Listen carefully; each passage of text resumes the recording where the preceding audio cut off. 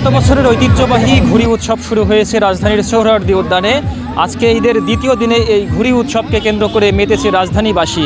বলা যায় যে ঘুড়ি উৎসবকে পেয়ে রাজধানীবাসী এক ভিন্ন আনন্দে মেতে উঠেছে। হ্যাঁ, ছোটবেলায় তো এরকম অনেক ঘুড়ি উড়াইছি, অনেক মজা পাচ্ছি এখানে এসে। এখানে প্রকৃতি দেখা হলো, সৌন্দর্য একটা দেখা হলো, ভালো শেখা হলো যে এত সুন্দর সুন্দর প্রকৃতি। নগদ নিয়ে এলো হার না মানা হার অফার। সর্বনিম্ন 10,000 টাকা রেমিটেন্স নগদে পাঠালে থাকছে স্বর্ণের হার জেতার সুযোগ। দেখা একটু ভালোই লাগলো আমাদের কাছ থেকে।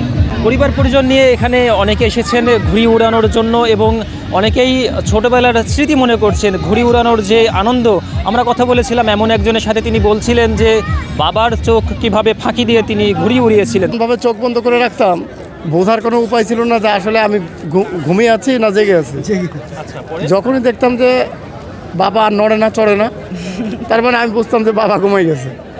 এবার আমি আমার বাবার আবার ঘুম পাতলা ছিল, একটুখানি খাট নড়া লাগলেই বাবার ঘুম ভেঙে যেত। তা আমি এমনভাবে এত আস্তে আস্তে করে খাট থেকে নামতাম যে যেন বাবা বুঝতে না পারতও না। এবার আর দরজাও খুলতাম অনেক সতর্কতার সাথে। এরপরে ঘুড়ি উড়াইতে গেলে তার কোনো হুঁশ থাকতো না, বাবা বকবে বা কী হবে এগুলো মাথায় ছিল না। রাজধানীতে ঘুড়ি উড়ানোর আজকের এই দিনটিকে বলা যায় যে অন্য যে কোনো দিনের থেকেও আলাদা, কারণ রাজধানীবাসী সচরাচর ঘুড়ি উড়ানোর এই দিনটি পেয়ে থাকেন সাকরাইন উৎসবকে কেন্দ্র করে, কিন্তু আজকে ঈদের এই আনন্দের সময় ঘুড়ি উৎসবকে কেন্দ্র করে। এরা কি কখনো ঘুড়ি উড়ানো হয়েছিল না আজকে প্রথম? আজকে প্রথম। এরকম অনেক ছোট বন্ধুরা এসেছেন যারা জীবনের প্রথম ঘুড়ি উড়াচ্ছেন। একটু দেখতে চাই তোমার ঘুড়িটি কি অবস্থা। ও ঘুড়ি উড়াতে উড়াতে প্রায় শেষ প্রান্তে বলা যায় যে ঘুড়ি উড়ানোর যেই শেষ মুহূর্তে ঘুড়িটা অনেকটা ছিঁড়েও গেছে। একটু আমিও চেষ্টা করে দেখি যে ঘুড়ি উড়ানোর যেই ছোটোবেলার স্মৃতি হয়তো একটু আপনাদের সাথে শেয়ার করা যাবে সেই বিষয়টি। দেখুন এই যে ঘুড়িটি উঠছে।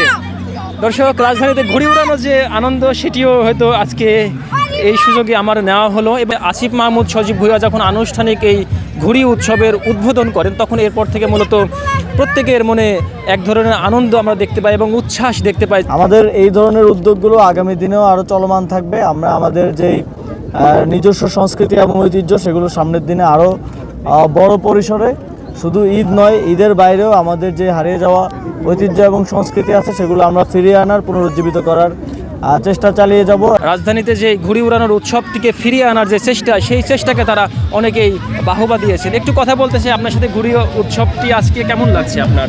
খুবই এনজয় করছি এবং আমরা এখানে আসছি, অনেক ভালো লাগছে। আমাদের বাচ্চা নিয়ে এসেছি। প্রতিনিয়ত হোক এরকম অনেকে চাচ্ছেন। হ্যাঁ, আমরা চাই এটা যেন প্রতি বছরই এটা হয়, হলে আমাদের বাচ্চারা অনেক আনন্দ পাবে। এখানে প্রতি বছর আসতে পারবো আমরা। ভালো লাগছে। হয়তো কথা বলা শিখেনি এখনো।